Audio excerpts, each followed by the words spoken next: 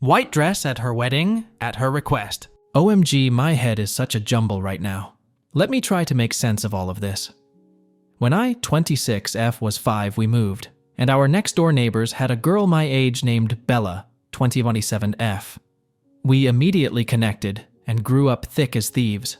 Our families were also close. I moved a couple of hours away for college while Bella stayed home. She would come visit me frequently, stay with me, and we had great times.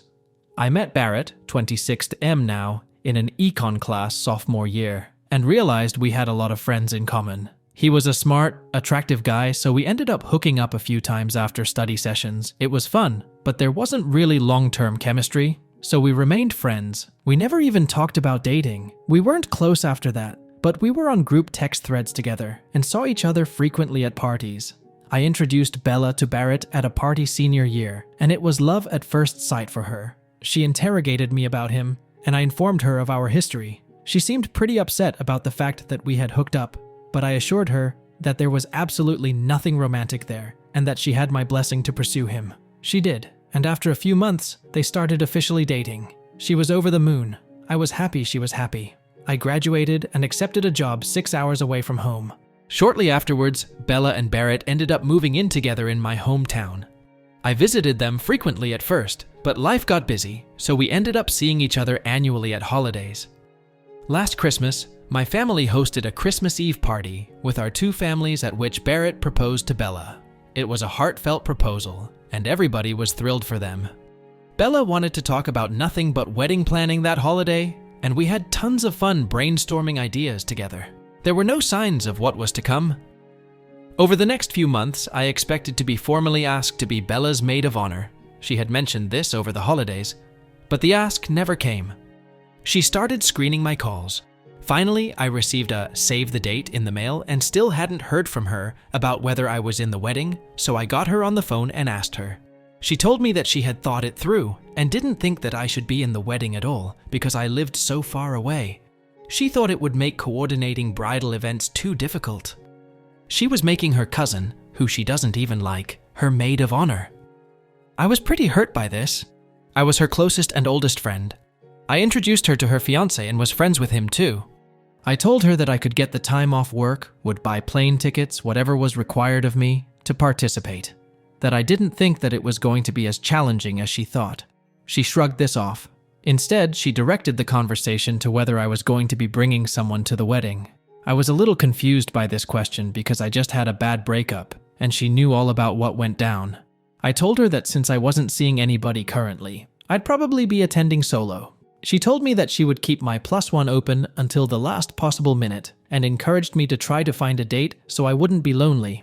I thought this was a nice gesture, but reassured her that with my family present and tons of mutual friends from college and our hometown, that I would be fine. The next few months passed without much incident. I didn't hear a ton from Bella. I probably could have reached out more, but I was still stinging a bit from not being asked to be in her wedding party. I also saw on social media that she had an engagement party that she had not told me about or invited me to. That also hurt, but I didn't say anything. I figured we were just growing apart. It happens. Then 6 weeks prior to the wedding, I got a call from Bella. She told me that one of her bridesmaids had dropped out and that she was hoping that I could fill in. I wouldn't be going to any of the events as those were already booked, but I would be in the wedding party. I was thrilled and relieved and accepted immediately. She told me that she was doing a reverse color palette for the bridal party, where all of the bridesmaids and groomsmen were wearing white, and she and the groom were wearing black. This didn't seem that strange. Bella has always liked to stand out and has unconventional taste. She apologized for the late notice and asked if I could find a white dress in time. I had a white slip dress already that would work and sent her a picture of it on the call to see if it would work. She verbally approved it and tagged it with a thumbs up on the text chain. This will be important later. The wedding was at noon, so we were supposed to meet to do hair and makeup at the venue at 8 a.m. I left my parents' home early and arrived in sweats with my dress in a bag and greeted Bella and the other girls. We had fun drinking champagne and getting ready. About 2 hours prior to the ceremony, Bella told everybody to get our dresses on so we could do some pictures. I grabbed my bag and went into the bathroom to change and tweak my makeup. When I re-entered the room, every last bridesmaid was in a blue dress. I was the only one in white. My stomach dropped. My mind raced back to the conversation I had with Bella. She had said white, right? I hadn't misheard? No, I was certain. She had called out the reverse color scheme. I had Googled it. No, this was a setup. Bella was in the middle of the room in a bathrobe with a resigned look on her face. She said to her cousin, "I told you she was going to do something like this." Her cousin approached me and asked what I was wearing. I mumbled that Bella had told me to wear white. Bella didn't even blink. She stared back and huffed out a laugh and said something about how, of course, I would have to make today all about me. The cousin started screaming at me, going off on me about how I was jealous, in love with Barrett, and how completely unhinged I was. Honestly, I froze in that moment. I was so spun around by how fast everything went from great to shit, I couldn't even find the words to defend myself. Eventually, I stammered out that I had another dress at my parents' house and could go home and change. Bella said something like, "I think we both know that this is the end of our friendship. I've given you too many chances. It's time for you to go." I started to cry. I didn't really know what was happening or what she was talking about, but I knew that whatever was going down was really bad. Finally, my legs started to work again and I fled. I left all of my things at the venue and just ran to my car and went home, sobbing in the white dress. About a half hour later, my phone blew up. Texts from nearly everyone in my life, telling me that I was bitter, that I was a whore, that I needed to grow up and get over my jealousy, asking how I could do that to Bella. Even my mother sent me a text telling me how disappointed she was in me, and that we'd talk when they got home. I did what any rational person would do in the situation. I broke into my parents' liquor cabinet and got drunk. As a result, the conversation when my parents finally arrived home was somewhat confused. My dad wouldn't even look at me, and my mom and I kept talking past each other.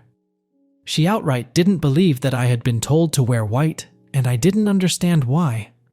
Then finally she said something like, "Because of everything else that happened," and I was like, "What are you talking about? What does that mean?" And she said, "You know, your ultimatums to Bella." The next few hours revealed the truth. Over the last several months, Bella has been building a fiction with nearly everyone in my life that I am mentally unstable and madly in love with Barrett. She has concocted a web of outlandish tales and systematically poisoned my family and friends against me. My boyfriend apparently dumped me because of my feelings for Barrett. Lie. He cheated, and I dumped him.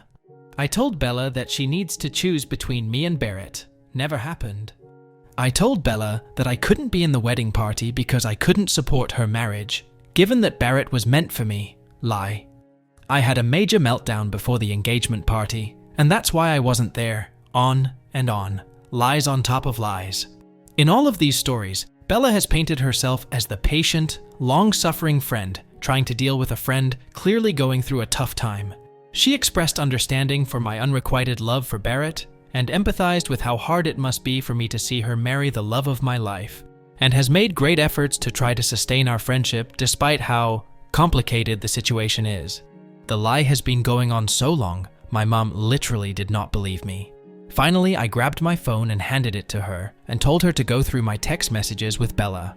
Asked her to show me any evidence of any of that happening. It was when she was scrolling through reading our messages that she saw the picture of the white dress I had sent Bella with her thumbs up on it. I had completely forgotten about it. The absence of any ultimatums or Barrett drama in our texts and the picture of the approved dress flipped my mom. She finally believed me. She was horrified that she had bought into a false narrative. She called my dad into the room and explained what was what. My dad isn't the type of person you want to piss off. We had to spend significant energy trying to calm him down, so he didn't walk next door and rip the house from the foundation. My mom still says that I'm a bit of an asshole because I should never have assumed that I could wear white to someone's wedding. I should have confirmed with the other bridesmaids about what they were wearing, and that was part of my job as a member of the bridal party. Fine, I own that. But it doesn't change the fact that I never meant to hurt Bella, and she has been setting me up for this epic fall for months. The next day, hungover on multiple levels, I sent screen caps of my call history with Bella and the photo of the approved dress text to multiple people. Unfortunately, this is where my occupation works against me. I am a graphic designer, and people believe that I photoshopped the image. Trust me, if I was going to Photoshop some proof, it would have been a hell of a lot more compelling than somebody liking an image. So pretty much nobody believes me except my mom, dad, and one of the other bridesmaids, one of Bella's friends from college I don't know well. She was there during the dress incident, and she found me on social media and DM'd me that she could tell from the stunned look on my face that I was telling the truth. She said that Bella had a pretty bad case of COVID at the beginning of the year, and ever since then had changed as a person, becoming cruel and self-absorbed. She said the wedding events had been horrific and Bella was a monster, and she was planning on going no contact now that it was done. So that's 3 people out of hundreds that don't think I'm an asshole. Everybody else does. My reputation destroyed. My life in tatters. I don't think I'm the AH, but I submit myself to Reddit's judgment. Relevant comments. Did Barrett maybe say something about him having feelings for you that you did not reciprocate? This is possible, I guess, but I'm not aware of any incidents. I think perhaps this has more to do with Bella's cousin putting poison in her ear about me than Barrett actually having feelings for me. But that's just a gut instinct. I don't actually know. And where was Barrett in all this? You said he was your friend, so it seems odd that he would watch his bride attempt to ruin your life for the fun of it. The first time I saw him after last Christmas was at the rehearsal the night before the wedding. I gave him a hug and congratulated him and expressed how excited he must be, and we talked about my drive up and how some of our mutual friends' flights had been cancelled. It was entirely benign. Bella was talking to somebody else, and I greeted her a bit later. I never saw him the day of the wedding because I didn't make it that far. I have no idea what he makes of all of this, but I have to imagine that he's been poisoned to believe I'm some deranged stalker as well. I haven't reached out to him because I'm worried doing so would add fuel to Bella's narrative. If your parents were at the engagement party, why didn't you tell them you weren't invited? My parents were not at the engagement party. My understanding was that it was more of a friend's engagement party than a familial one. But they did know that it happened, and I do think they expected me to come home for it. There was a lot of miscommunication between my mom and I. My parents are pretty low EQ and uncomfortable with emotions and drama, so they didn't pry too deeply. My mom would ask me questions like, "So Bella told me a little bit about what is going on, are you okay?" And I would assume she was talking about my cheating ex, where my mom was actually talking about my unrequited love for Barrett. And I would respond with something like, "I'm struggling a little, but I'm getting through it. I'll be okay, thanks, Mom." And like that, we kept talking past each other. Looking back, there were a few things my mom said that confused me, but I didn't seek clarity at the time. Update 1. A lot of people were questioning why my mom would hear all of that stuff about me and not check in on me or confront me. It's because I'm an apostate.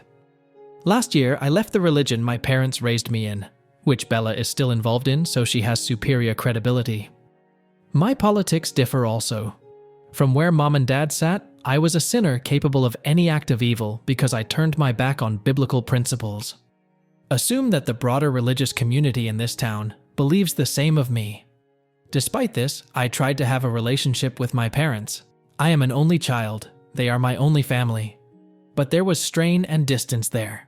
For example, I did not tell my parents a lot about my breakup because the circumstances of that would reinforce some of my parents' worst beliefs about me. It's also the reason I haven't been home in the last year. It's also one of the reasons I assumed things were strained between Bella and I in the last year. I didn't bring it up because, as everybody wanted to point out, my post was already too damn long. And this one will be too. Sorry. I would have guessed that the events of the wedding would strain my relationship with my parents further, but unexpectedly, it has brought us closer. I think many of my parents' strong opinions of me were more about how they felt my leaving the church would ultimately reflect on them in the community. But now that the community has rallied against me and the worst has happened, they've circled the herd. They've waged holy war in their church on my behalf in the last couple of months. It's weirdly cemented that my parents actually do care about me, despite our differences as people. So in that regard, this awful event has been a blessing. A lot of the awkwardness between us from the last year has faded, and it really feels like they've chosen a side, and that side is me. We had a great holiday together, so in that way, I'm glad this happened. On to the update. In the immediate aftermath of the wedding and post, I did as people suggested and sent out a screen recording of my text messages with Bella, all of them going back months to counter her narrative that I was unstable and explaining my side of the story. There were 3 camps that emerged as a result. First were my high school friends. Most of them are religious and had been extensively brainwashed by Bella. None took my side, except for the one bridesmaid who had already contacted me. Next were the college friends closer to me. None of them had heard Bella's whisper campaign and accepted the evidence immediately. Several of them told me that they had never really liked Bella and that she had shit-talked me behind my back. This was news to me, but also a relief, because these are the relationships I most don't want to lose, and it looks like I won't. The college friends who were closer to Barrett just didn't really care. A lot of these guys are classic dude bros that are drama adverse, so I'm not shocked they aren't relishing the chance to wade through and litigate the evidence. No hostility coming from these people anymore, but no support either. I can live with that. Bella's nuclear and extended family I have given up on. When I was back for Christmas, I tried to go over to speak to Bella's parents, who were like parents to me also, and they refused to even open the door. I left a letter in their mailbox. It went unacknowledged. In general, things settled down into a new normal, and I just focused on my life and my work and trying to move forward. I went home for the holidays and just hung out with my parents. Life was okay. Then, January 1st, I signed into an older email account that I haven't used in a while to reset a password. In the spirit of New Year digital housekeeping, I started going through old messages, intending to close this account for good, when I saw an email from my ex with the subject line, "I win." I cannot describe the gut punch that I felt when I saw that mail. I freeze up now just writing about it. My ex, let's call him Matthew, was the perfect boyfriend, until he wasn't. He became extremely controlling after our first year of dating. He wanted to control what I wore, what I ate, who I talked to, who I connected with, and what I posted on social media, etc. He was very cunning and nuanced with the way he tore me down slowly over time. But then he slipped up. I found out he was cheating, and I woke up enough to get out of there. The breakup was a living nightmare. He refused to allow me to break up with him. We were living together. He installed tracking software on my phone and bugged my car. He had people at my job reporting to him on my movements. I couldn't get away from him. I couldn't hide. He kept showing up. He held my dog hostage. The police were useless because he was never physically violent and was careful not to write his threats down. I was in absolute hell for months, living under the terror that he would show up again. I had changed my job, my number, my address, my email account, my social media profiles were private. This was the one place I forgot to block him. The "I win" email was sent the day after the wedding. He said that he had become close with Bella after we broke up. He called himself the architect of my demise. He said he had fed Bella's paranoia about me and Barrett, and that together they had planned my punishment. He said losing everyone important in my life was what I deserved. And then he said we should get back together, unless I wanted more unfortunate things like this to keep happening. Yes, he a delusional prick.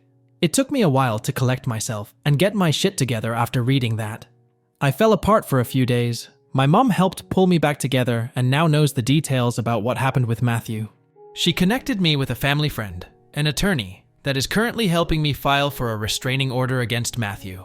I tried during the stalking period, but couldn't afford an attorney and was denied. I think with the email evidence and the attorney saying things the right way, it will be granted this time. But the hearing is not for another couple of weeks.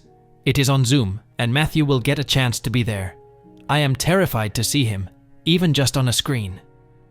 If you read this, Matthew, please realize that I am not so terrified that I won't tase the fuck out of you if you ever come near me again.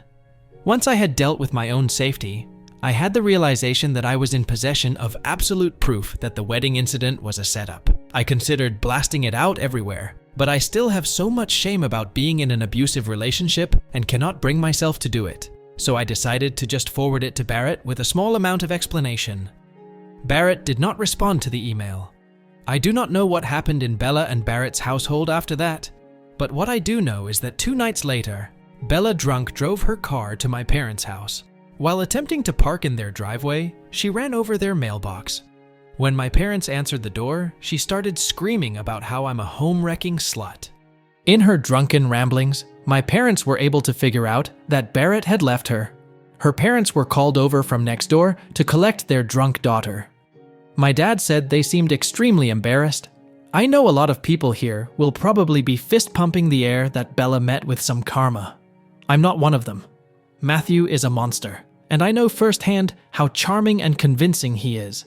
Bella, much like I did, fell for his act. Her happiness has been destroyed by Matthew too, and I have a really hard time blaming her now that I know that he was pulling the strings. But she also made her choices. I'm not dumb enough to reconcile with her either. My #1 priority is my safety, and anybody who has ties to Matthew is somebody I need to stay far away from. Bella will have to find her own path back to good. There is a role that opened on my team in another country. It's a manager position, which would be a promotion for me, and my boss thinks I should apply.